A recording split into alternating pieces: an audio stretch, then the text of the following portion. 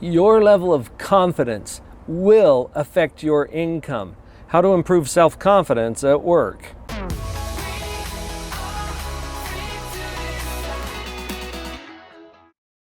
So how to improve self-confidence at work is something that my friend Dan Hartman knows a few things about. Dan is a Live on Purpose licensed coach, and this is actually one of your areas, isn't it, Dan? It is. I like to talk about, what you can do to build your career and build your confidence. So today we're going to talk about 4 ways to improve your self-confidence at work. Oh, beautiful. Bring it. All right. Start us off. Where do we go? So the first one is know your unique value. Understanding who you are and the unique value of who you are. It's really important. You may work in a job where there's a lot of you to do the same job. In fact, I went to the DMV this last week to register my car, and I walked in there, and there's about 20 people with numbers above their door, numbers above their head, and it's number 4, 3, 5. And you think, well, how do you stand out if you have a job like that? And I just kept thinking, I hope whoever I get's going to be really nice.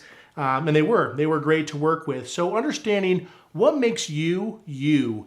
No one else that does your job has your same abilities. You're very unique in that standpoint. So you really need to understand that and be that person. What are some other thoughts? Your unique value. I love where you're going with this, Dan, because every one of us has a skill set, talents, abilities, and all of those things are different. So we might have some things that are similar, but there's always something about me that's not quite like anybody else on this planet. So what we're talking about here, improving your confidence at work, has to do with understanding what is my unique contribution here. What can I do differently or in my signature way compared to everyone else? So this gets us out of the self-judgment where, oh, I'm not as good as other people. Well, you're different from other people. And different can be good. That's good news.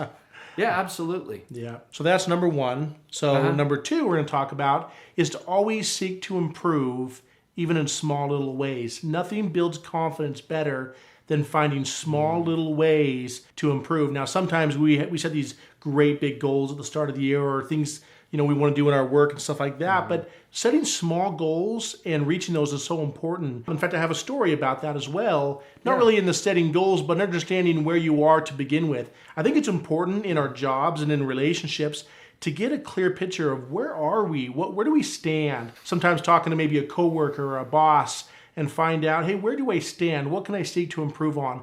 And the reason for this, I have an interesting story. When I first had my first job out of college, Paul, I'm a recovering perfectionist. You know this. Yeah. And I've always tried to be to do everything perfect when I could. And my first job out of college, I thought, I thought I was doing okay, but I thought I could do better, and I just never felt like I was doing enough. You know what? When is that going to stop being true, though? I agree. That you could do better, so I love that. You can always do better, yes. That's why this step is so important. It is. You're going to create that better. But it's interesting because I didn't have a realistic view of where I was, and one day my manager came over to my desk, said, Dan, I need to talk to you in the conference room, and then he walked away, and I thought, I knew it. I'm getting fired. I knew it.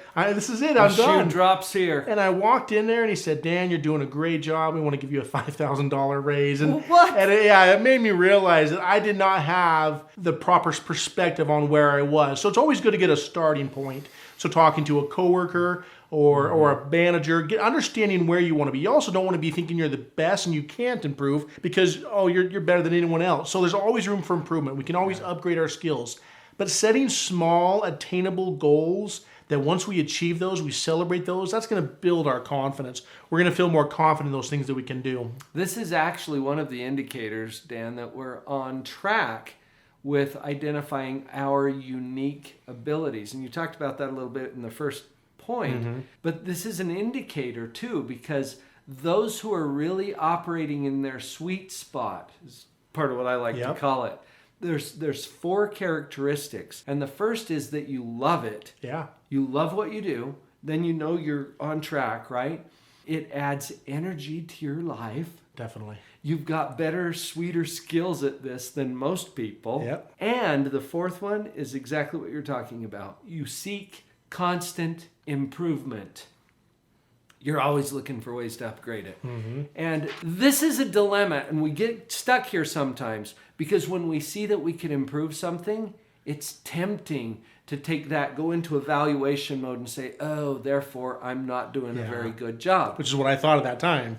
Right, because of your perfectionism. Exactly. And as a recovering perfectionist, you know that, you could always do better. You always do worse, too. That's good news. Yeah, that is good news. Right, and you could always do worse, too. So judge yourself very kindly. Yeah. Shall we say that? Yeah. Use compassion when you judge yourself. And then use that creative energy to then move forward and find the upgrade. What can I do to improve or enhance or upgrade this thing? And you'll always find something. Absolutely. In fact, that's a great segue to our third point, and that is to be sure to speak your mind in your job. We're always looking at our jobs through a lens of judgment and wondering, I wish the company could do this better. I wish my manager could do that better.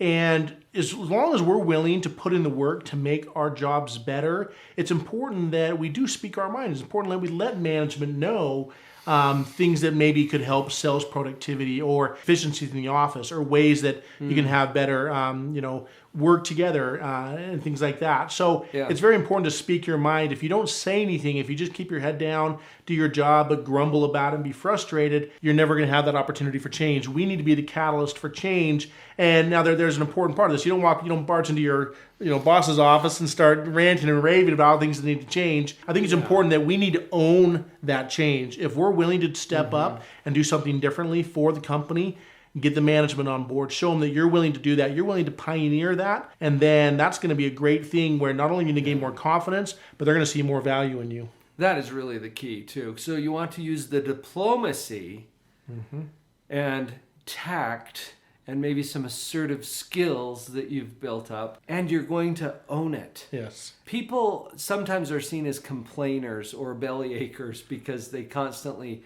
air their feelings without any kind of a solution or ownership. So I'm glad you added that point, Dan. That's huge. And it builds your confidence at work because you see that you're actually innovating some solutions. Those have an economic value to the company. Absolutely. And then you get to have that surprise interview where you thought you were going to get fired. Instead, you get a $5,000 raise. Or maybe more. Or more. You always get an upgrade. So, Paul, our fourth way that you can improve confidence work, and this is one of the most important. And really, when I grasped this is what changed for me in my career, and that's to understand that you are your own brand. The company doesn't own you. You need to understand that everything you do, you take with you. In fact, my father gave me this advice. He was very successful in a 40-year sales career, and as I was starting out my sales career, he said, the only job security you ever have is who you are. And I've been caught in the trap early on in my career when things weren't going well, and I wanted to kind of give up, or I felt like, oh man, the company's not doing their part, maybe I don't want to do my part. But when I realized that what I do in my job stays with me, the skills I learn, the attributes I gain, that stays with me. In fact, I spent 10 years in the IT sector in sales, and I got laid off 3 times. And each of those 3 times, I was fortunate enough to then land a job that was better than the one I had before, with more pay and just a better job overall. But I attribute a lot of that to the fact that I saw myself as my own brand. In fact, one of my good friends, he told me that he always sees himself as a contractor. He works for a company, he gets a normal paycheck, but he sees himself as a contractor. So we want to look at ourselves as we're contractors contracting our services. As long as it's mutually beneficial, that it works for me and it works for the company, that's great. But we always want to look at it. How can we build our skills and abilities and not worry about what the company's doing? In fact, this morning, I actually had layoffs at my work. 5 people lost their job this morning, and I had to be there, and it was unfortunate. And it just made me realize that in this day and age, you never know. You can't depend on the company. So we don't want to build our confidence at work just for that job or just for that manager. We want to do it for ourselves. We're building our own brand. We're making ourselves better so that transfers with us to whatever we do. And you can take that sweet skill set that you have to the next setting, which is the company. Yeah. We're building confidence in ourselves. Yes. So it's a little misleading to think, how do I build my confidence in my work, if you think that your work is your company. Yes. Your company is the setting where you're bringing all of these skill sets and your brand, your personal brand. I love the way that you framed that, Dan. That was awesome. So just to review the 4 things we talked about here. The first one, understand your unique value and make that part of your job. Bring your personalities, your traits to the job and make it as such. And building on that is number 2, where you actually seek to improve or enhance those skills. Once you connect with your unique value, you're actually improving it. You are. And as you seek to improve, you're going to see things in the organization that you work for or ways that you want to do better. And that's why you need to speak your mind. That's number 3. Do that in the right way. Go to a coworker first maybe and run that by them before going to management. But understanding that if you can stand up and be willing to be the catalyst for change, you're going to be viewed as a really positive person in the organization. And that brand follows you wherever you are. So it's not about your company. Nope. It's about you as I like the way you put this earlier, a private contractor. Absolutely. Right? Where you bring your brand, your unique skill set to the table and start thinking of yourself as that contractor or that person who has an individual brand, and then it's not tied to the success of the company. And there's an interesting thing about that, an interesting paradigm. The more confident you are in who you are as an independent brand, the less fear you have about getting laid off or losing your job. That may happen, but you know that you can go find another job because you focused on you, not on the company. If the focus is on the company, you lose your job, it's more devastating. So it's building that brand of who you are that goes with you. Nobody can take that away. Another strategic side effect of that, as your confidence increases, you don't fear the layoff. You don't. But you're also less likely to be affected by it because you're one of the top showing up performers. as one of these confident top performers. Exactly. It's interesting. So those are 4 ways to improve self-confidence at work. I'm constantly feeling honored that you're here. You're here on the channel. If you're new, please click subscribe right down there below, and I'll see you tomorrow.